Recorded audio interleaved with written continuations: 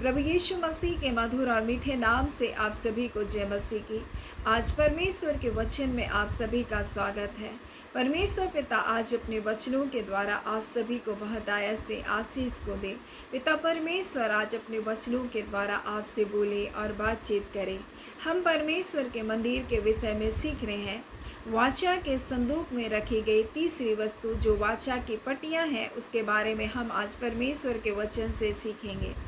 परमेश्वर के लिए ये बहुत ही गंभीर बात थी और इसलिए परमेश्वर ने मूसा से कहा, जो हमको मिलता है निर्गमन 25वां अध्याय उसके 21 में, और प्रायश्चित के ढकने को संदूक के ऊपर लगवाना और जो साक्षी पत्र मैं तुझे दूंगा उसे संदूक के भीतर में रखना।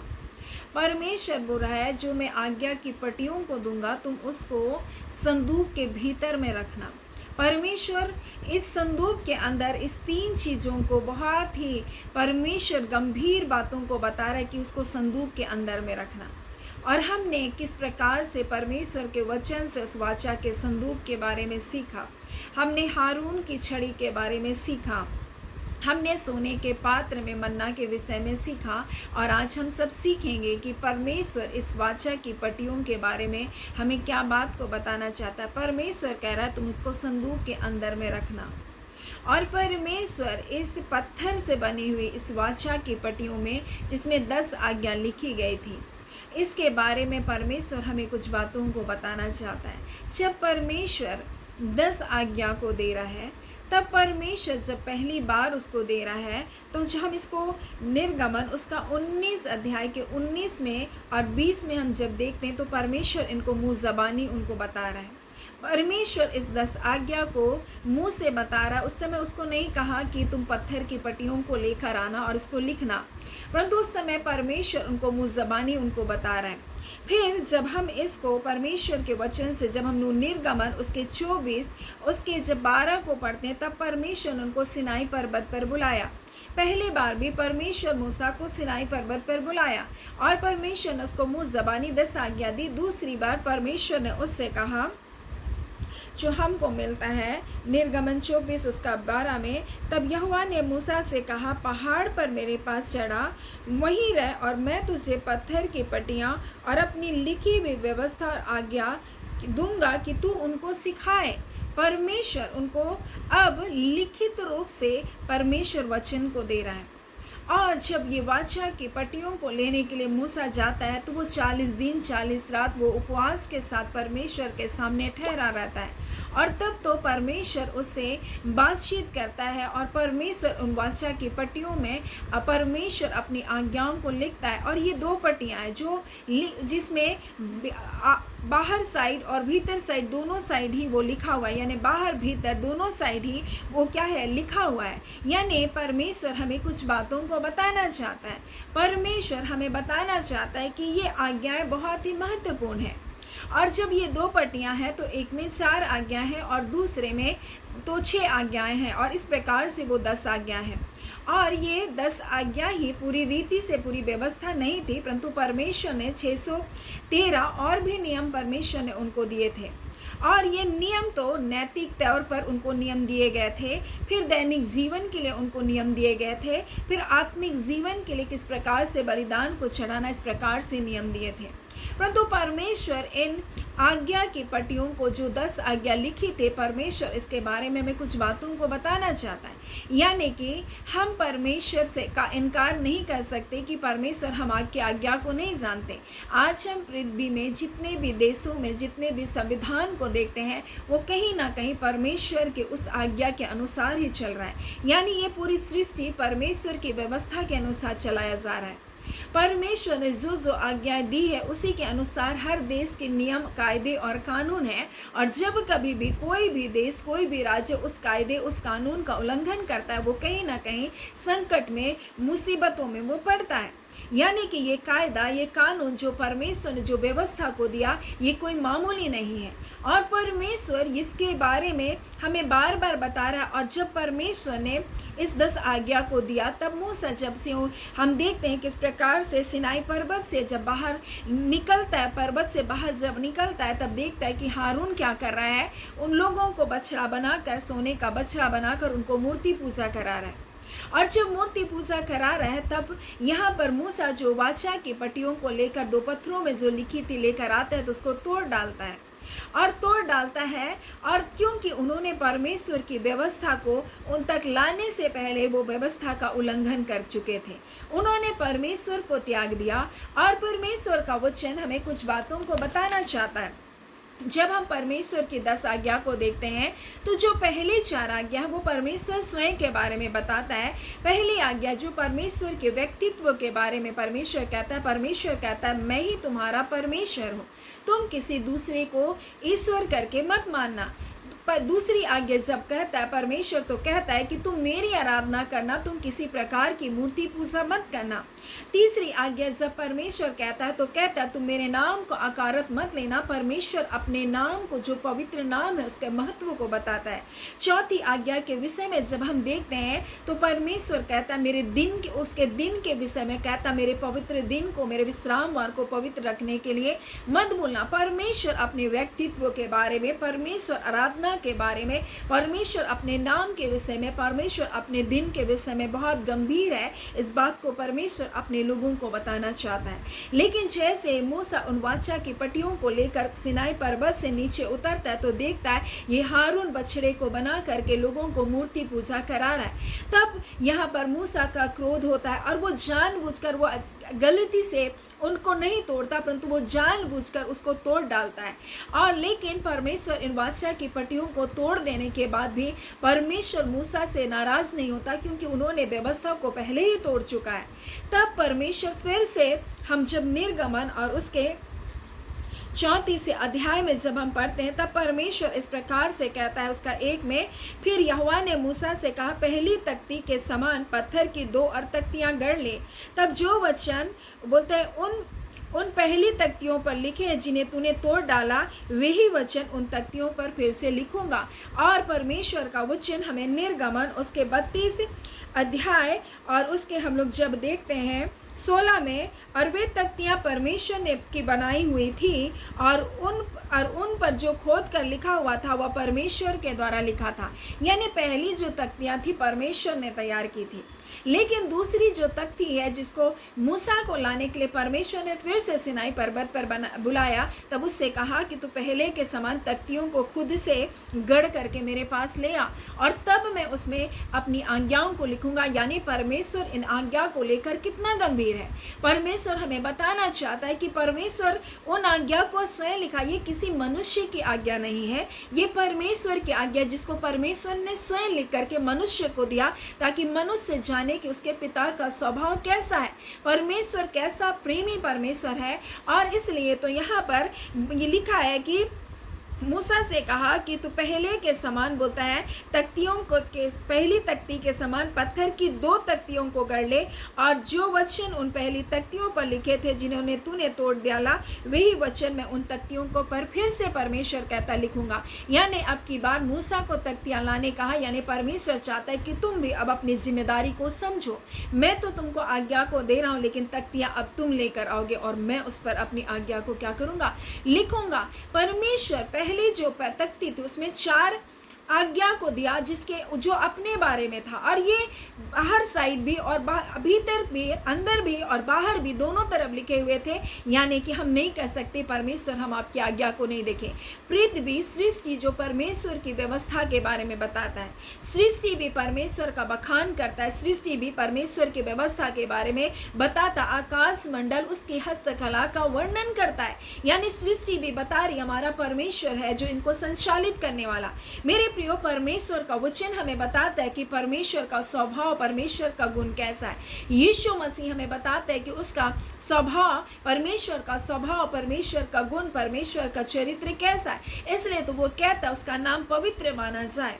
और वो बार बार परमेश्वर के आराधना, परमेश्वर के व्यक्तित्व, परमेश्वर के नाम के बारे में और उसके दिन की वो चर्चा करता है।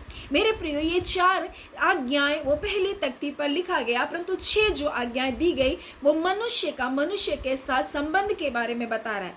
पहला जो संबंध था वो मनुष्य का परमेश्वर के साथ संबंध के बारे में परमेश्वर बता रहा है कि मनुष्य का संबंध परमेश्वर के साथ कैसा होना चाहिए। परंतु 6 जो आज्ञाएं परमेश्वर ने दी मनुष्य के साथ मनुष्य का संबंध। और परमेश्वर कहता है इसलिए अपने माता पिता का आदर कर। 5वीं आज्ञा यही बताती है। उसके बाद वो कहता है कि तुम मनुष्य हत्या मत करना, तुम व्यभिचार मत करना, तुम चोरी मत करना, तुम झूठ मत बोलना, तुम दूसरी की संपत्ति पर लालच मत करना। और परमेश्वर ये बातें, ये आज्ञा मनुष्य के लिए कहा ताकि मनुष्य के साथ मनुष्य का संबंध बेहतर हो। और जब जब मनुष्य परमेश्वर की आज्ञा का उल्लंघन करता है, परमेश्वर के दंड का सामना करता है। परमेश्वर का वचन इस प्रकार से हमें बताता है, जब हम मत्ती और उसके हम लोग जब 5वें अध्याय को पढ़ते हैं तो इस प्रकार से लिखा, यीशु मसीह कहता है, मैं तुमसे सच कहता हूँ कि जब तक आकाश और पृथ्वी टल न जाए तब तक व्यवस्था की एक मात्रा, एक बिंदु बिना पूरा हुए नहीं टलेगी। यानी यीशु मसीह क्या करेगी, जो व्यवस्था है ये अटल है, ये टाली नहीं जा सकती। परमेश्वर ने जो व्यवस्था दिया, परमेश्वर ने जो वाचा की पट्टियों को दिया, परमेश्वर ने जो नियम दिया, परमेश्वर जो कायदे और कानून को दिया, जो नैतिक नियम को दिया, जो दैनिक जीवन के नियम को दिया, जो आत्मिक जीवन के नियम को दिया, ये टाली नहीं जा सकती। क्योंकि परमेश्वर का वचन कहता आकाश और पृथ्वी टल जाएगी लेकिन व्यवस्था की एक मात्रा, एक बिंदु भी बिना पूरा हुए नहीं टलेगी। तो परमेश्वर हमें क्या बताना चाहता है? परमेश्वर हमें बताना चाहता है, जब एक व्यवस्थापक यीशु मसीह के पास आया और उससे पूछता है कि हमें अनंत जीवन का वारिस होने के लिए क्या करना चाहिए, तब यीशु ने कहा कि व्यवस्था में क्या लिखा है, तू कैसे पढ़ता है? उसने कहा, उत्तर दिया, तू प्रभु अपने परमेश्वर से अपने सारे मन, सारे प्राण, सारी शक्ति और अपनी सारी बुद्धि के साथ प्रेम रखना और अपने पड़ोसी से भी अपने समान प्रेम रखना। यानी कि 4 आज्ञा तो परमेश्वर के साथ संबंध रखती है, लेकिन यहाँ पर जो 6 आज्ञाएं जो दी गई है वो मनुष्य के साथ मनुष्य का संबंध है। और तब तो कहता है मेरा पड़ोसी कौन है? तब यीशु मसीह उनको एक दृष्टांत बताता है, अपने आप को धर्मी ठहराने के लिए ऐसा बोलता है। लेकिन यीशु मसीह आज हमें बताना चाहता है कि हम तो परमेश्वर के साथ संबंध बहुत अच्छा बनाना चाहते हैं, लेकिन मनुष्य के साथ हम अपने संबंध को खराब करके बैठे हैं। हम मनुष्य से प्रेम नहीं करते, मनुष्य को क्षमा नहीं करते और हम कहते हैं परमेश्वर हम आपके राज्य में जाएंगे। परमेश्वर का वचन क्या कहता है? वो भेड़ों और बकरियों को अलग अलग करेगा और दाहिनी ओर भेड़ों को रखेगा और बाईं ओर बकरियों को रखेगा। और दाहिनी ओर से के लोगों से कहेगा, परमेश्वर के प्रिय लोगों, परमेश्वर के अच्छे दासों, बोलते तुमने परमेश्वर की बातों को माना है, तुम अच्छे धन्य लोगों हो। परमेश्वर कहता है क्योंकि जब मैं भूखा था तुमने मुझको खाना खिलाया, मैं वस्त्रहीन था तुमने मुझे कपड़े पहनाए। मेरे प्रियो, परमेश्वर का वचन हमें क्या बता रहा है? आज कोई दुख में, कोई तकलीफ में, कोई बीमारी में, कोई जेल खानों में, कोई पीड़ाओं में, तो क्या हम उनकी सुधि रख रहे हैं? हम आज बड़े बड़े बातों को तो करते हैं, लेकिन क्या हम परमेश्वर की आज्ञा को मान रहे हैं? परमेश्वर का वचन यही बात हमें बता रहा है। यीशु मसीह कहता है, उसने उनसे कहा कि यीशु ने कहा, एक मनुष्य यरूशलेम से यरीहो की ओर जा रहा था और डाकुओं ने उनको घेरा और उनके कपड़े उतारे, उसे मारा पीटा, अधमरा छोड़कर चले गए। और ऐसा हुआ कि उसी मार्ग से कि याजक जा रहा था, उसने देखकर कतरा कर चला गया। इसी रीति से उस जगह पर आया और वह भी उसे देखकर, बोलता है, लेवी आया और वो भी उस जगह में आया और वो भी कतरा कर वहाँ से क्या किया, चला गया। और वहाँ पर देखते एक सामरी यात्री वहाँ से आया और उसने तरस खाया और उसके पास आकर उसके घाव पर तेल और दाखरस डालकर पट्टियाँ बांधी और अपनी सवारी पर चढ़ाकर उसे सराय में ले गया और उसको सेवा टहल की। और दूसरे दिन 2 दिनार निकाल कर सराय के मालिक को दिया और कहा, इसकी सेवा टहल करना और जो कुछ तेरा लगेगा वह मैं तुझे लौटने पर लौटा दूंगा। अब यीशु मसीह कह रहा, उनका पड़ोसी कौन हुआ? पड़ोसी कौन है मेरे प्रियो? जो दुख में, जो तकलीफ में, जो संकट में, जो क्लेशों में आपकी सहायता करता है, आपके साथ खड़ा होता है, वही तो आपका सच्चा पड़ोसी है। मेरे प्रियो, कई बार लोग आज बड़े बड़े धर्म के काम तो करते हैं, कहते हैं, लेकिन जो दुख में है, जो तकलीफ में, उनकी वो सुधि लेना नहीं जानते। मेरे प्रियो, वो परमेश्वर से प्रेम करने का तो दावा तो करते हैं, लेकिन परमेश्वर ने जो 6 आज्ञा परमेश्वर ने एक अलग पट्टियों पर लिखा गया, उसको वो अवहेलना करते हैं। वो दूसरों के चीज़ों का लालच करते हैं, वो चोरी करते हैं, वो एक दूसरे से नफरत करते हैं, वो माता पिता की आज्ञा का उल्लंघन करते हैं, उनका आदर नहीं करते हैं। और कुछ लोग कहते हैं, अरे मैं अपने माता पिता का कैसे आदर करूं, उन्होंने तो मेरी कुछ भी सहायता नहीं की, मेरे लिए तो कुछ भी उसने नहीं किया। मेरे लिए जितना करना था वो मेरे और भाइयों के लिए तो किया, परंतु मेरे माता पिता ने मेरे लिए कुछ नहीं किया। और ऐसा करके वो अपने माता पिता से क्या करते हैं, आदर नहीं करते। माता पिता ने उनको एक जीवन दिया है और उस जीवन के लिए वो कभी भी धन्यवादी नहीं है। उस माता पिता ने उनको पाल पोस कर बड़ा किया, उसको पढ़ाया, उसको लिखाया, लेकिन उस बात के लिए वो धन्यवादी नहीं। आज बच्चे अपने माता पिता का अनादर कर रहे हैं। आज बच्चे अपने माता पिता से रूठे हुए हैं, अपने मन में कड़वाहट को लेकर चल रहे, मेरे माता पिता ने मेरे लिए क्या कर दिया। और आज बहुत सारे लोग ऐसे बेविचार जैसे पापों में हैं, वो कुदृष्टि से एक स्त्री को, एक विवाहित स्त्री को भी ऐसा देखते हैं। मेरे प्रियो, वो बेविचार करते और मनुष्य के साथ उनका संबंध आज खराब हो गया। वो चोरी कर रहे, वो एक दूसरे को झूठ बोल रहे, एक दूसरे को ठग रहे हैं, एक दूसरे की संपत्ति का वो लोभ और लालच कर रहे हैं। और परमेश्वर इस आज्ञा की पटनियों को संदूक में रखने के बारे में इसलिए बता रहा है क्योंकि ये बहुत ही महत्वपूर्ण है, क्योंकि परमेश्वर ने इसको 3 बार दिया। पहली बार उनको मुंह ज़बानी दिया, दूसरी बार उसको परमेश्वर ने स्वयं उस पत्थर की पट्टियों पर उसको लिख कर दिया, दूसरी बार, तीसरी बार मूसा को कहा तू ही पट्टियां लेकर और मैं उस पर लिखूंगा उन आज्ञाओं को, और तो इसको संदूक के अंदर में रखना और लकड़ी के संदूक में रखना। मेरे प्रियो, ये लकड़ी का संदूक किसी और बात को नहीं परंतु यीशु मसीह को दिखाता है। वो हमारे लिए मनुष्य बनकर आया, इस बात को दिखाता है। और यीशु मसीह के बारे में इस प्रकार से वो कहता है, यीशु मसीह कहता है व्यवस्था जो अटल है, जो टाली नहीं जा सकती। यीशु मसीह कहता है यह ना समझो कि मैं व्यवस्था या भविष्यवक्ता की पुस्तकों को लोप करने के लिए आया हूँ, लोप करने के लिए नहीं परंतु पूरा करने के लिए आया हूँ। और वो कह रहा आकाश और पृथ्वी टल जाएगी, व्यवस्था की एक मात्रा, एक बिंदु भी नहीं टलेगी, और वो उसका पूरक बनकर आया। मेरे प्रियो, यीशु मसीह उसका पूरक बनकर आया और यीशु मसीह हमारे लिए व्यवस्था के हर कार्य को पूरा किया। वो 8वें दिन उसका खतना किया गया। मेरे प्रियो, वो अपने माता पिता के अधीनता में वो 30 वर्ष की आयु तक अपने परिवार में जिम्मेदारी को उठाता रहा। वो हर चीज को पूरा किया। इसलिए मनुष्य की नजर में, परमेश्वर की नजर में वो निर्दोष और निष्कलंक ठहरा। वो निर्दोष और निष्कलंक तो था, लेकिन वो मनुष्य के साथ भी अपने संबंध को बराबर बनाकर रखा। परमेश्वर के साथ जैसा उसका संबंध था वैसे मनुष्य के साथ भी उसका संबंध था। लोग बीमार आते थे, उन पर तरस खाता था, उनको चंगा करता था, वो उनके पीड़ाओं को देख नहीं सह सकता था। मेरे प्रियो, आज लोग कठोर हो जा रहे हैं, लोग आज लोगों की पीड़ाओं को नहीं समझ पा रहे हैं। मेरे प्रियो, आज एक दूसरे की चिंता करने की जरूरत है, एक दूसरे का बोझ उठाने की जरूरत है, एक दूसरे के लिए प्रार्थना करने की जरूरत है, एक दूसरे के लिए कार्य करने की जरूरत है, अपने परिवार से मेल मिलाप करने की आवश्यकता है। आज फिर से वो समय परमेश्वर हमको दिया। मेरे प्रियो, हो सकता आने वाला समय और कठिन हो, लेकिन मैं आपसे कहना चाहती हूँ जो जीवन परमेश्वर ने दिया, इस जीवन को परमेश्वर ने अनुग्रह से भर दिया अपने बेटे यीशु मसीह के द्वारा।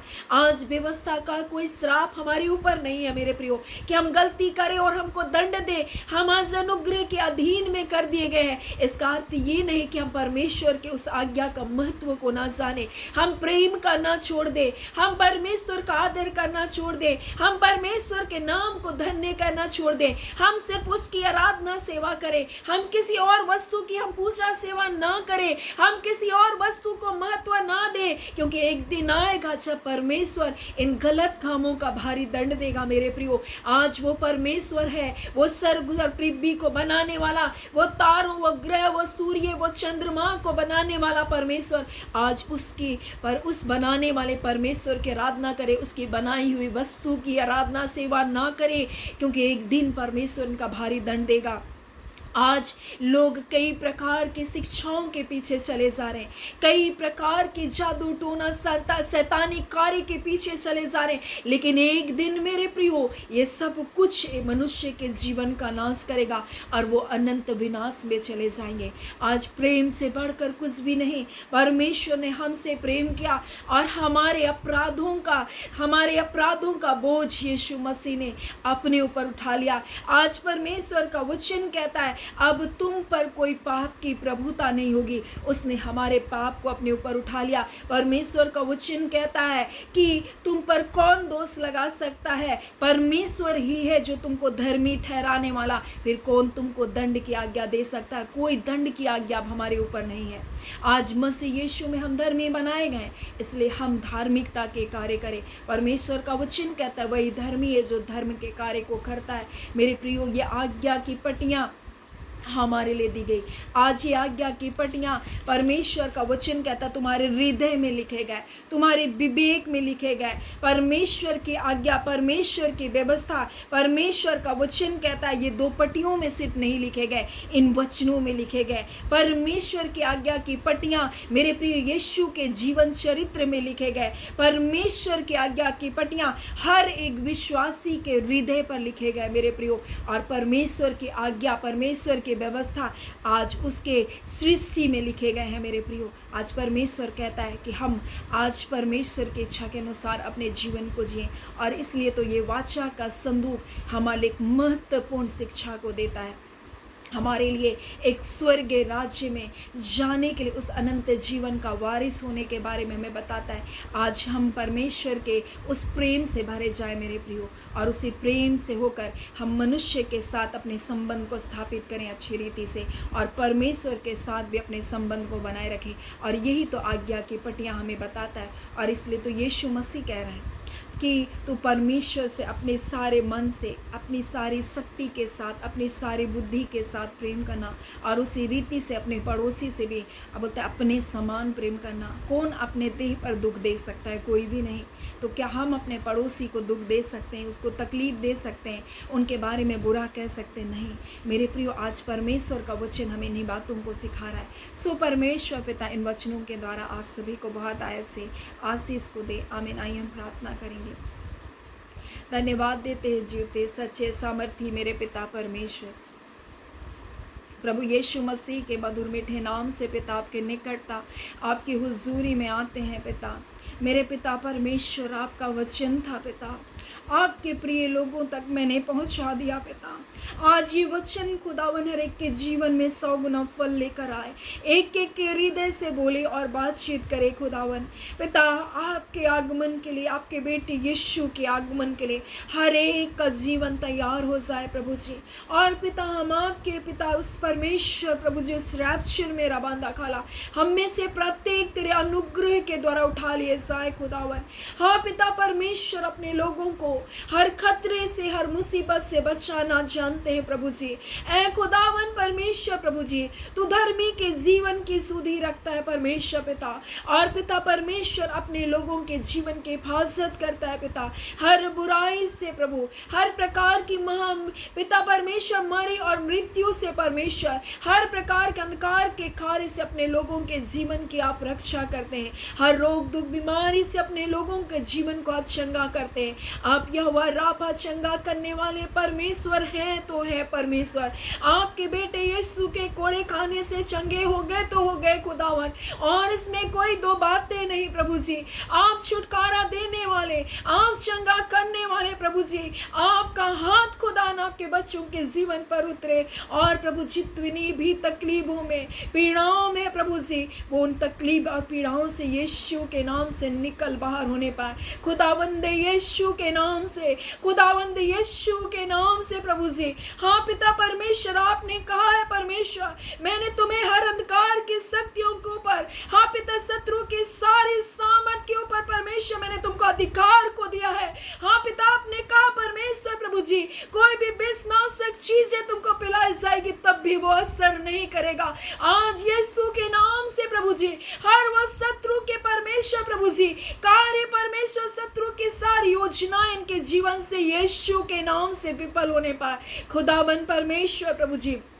आपके लोगों के लिए हम जय और छुटकारे की घोषणा करते हैं। आपके शामत परमेश्वर पिता आपके लोगों के जीवन पर है। उस अभिषेक के कारण हर एक जुआ तोड़ा जाए, हर बंधन टूटे, हर आशीष खुले यीशु के नाम से। आपके बच्चों के लिए परमेश्वर ये चमकने का समय है, आपके बच्चों के उठने का समय है, आपके बच्चों के परमेश्वर प्रभु जी, हाँ पिता हर्ष और आनंद का ये समय है पिता। ये आपके बच्चों का विलाप का समय नहीं है खुदावन परमेश्वर परमेश्वर पिता, जब परमेश्वर मिस्र में परमेश्वर तू भारी विपत्ति को दे रहा था, गोसेन में तेरे लोग सुरक्षित थे। आज अपने गोसेन में प्रभु अपने लोगों को ले जाइए, अपने गुप्त स्थान में अपने लोगों को छुपा लीजिए, अपने मंडप में अपने लोगों को ले लीजिए खुदावन परमेश्वर। मेरी ये प्रार्थना है पिता, हम में से हर एक लोग तेरे मंडप में पाए जाए खुदावन, और तेरी महिमा का कारण होने पाए। धन्यवाद देते पिता, जितने रोग दुख बीमारी में यीशु के नाम से चंगे किए गए, जितने लोग तकलीफों और पीड़ाओं में,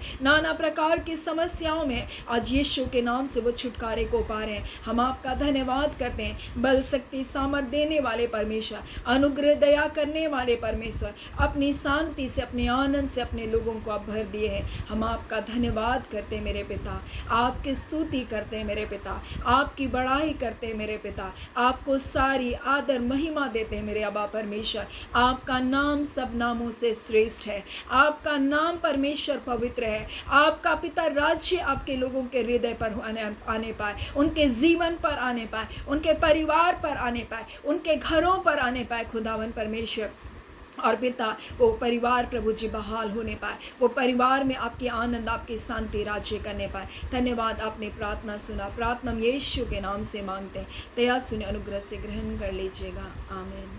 परमेश्वर पिता आप सभी को बहुत आयत से आशीष को दे। आमीन।